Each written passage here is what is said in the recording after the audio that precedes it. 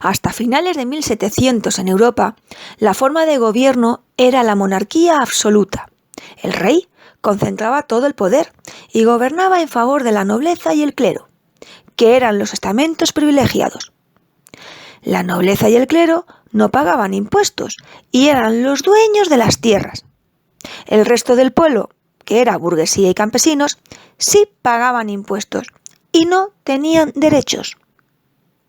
Durante el siglo XVIII surgen en Europa unas nuevas ideas que defienden el fin de los privilegios de una parte de la sociedad y el derecho del pueblo a elegir a sus gobernantes. A estas nuevas ideas se le llamó Ilustración. En 1789 se produce una revolución en Francia, la llamada Revolución Francesa. La burguesía y el pueblo llano se levantaron en contra del rey y de los nobles.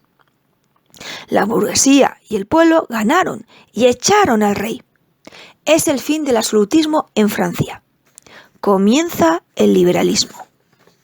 La forma de gobierno del liberalismo tiene 4 características. Primera, respeto a la Constitución. Segunda, ya no hay súbditos, sino ciudadanos con derecho a elegir a sus gobernantes mediante el voto. El poder no recae en el rey, sino en el pueblo.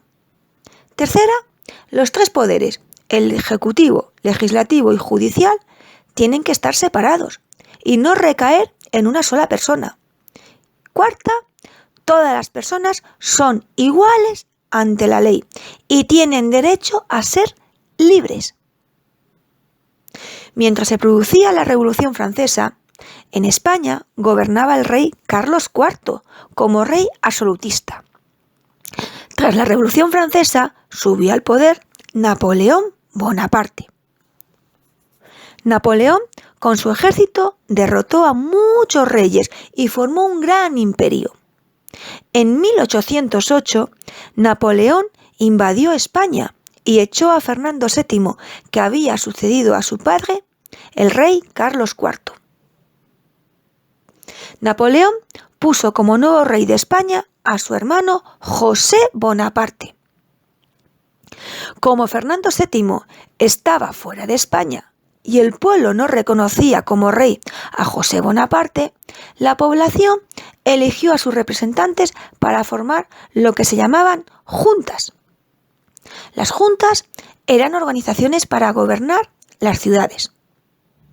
En 1810, las juntas de todas las provincias de España y de las colonias americanas enviaron a sus representantes a Cádiz, la única ciudad que no había sido ocupada por los franceses. 300 representantes o diputados se reunieron en un teatro y formaron las Cortes. Querían redactar y aprobar una constitución. A esa reunión de diputados se llamó Cortes de Cádiz. Y a esa constitución, la Constitución de Cádiz o la Pepa, porque fue aprobada el 19 de marzo de 1812, día de San José.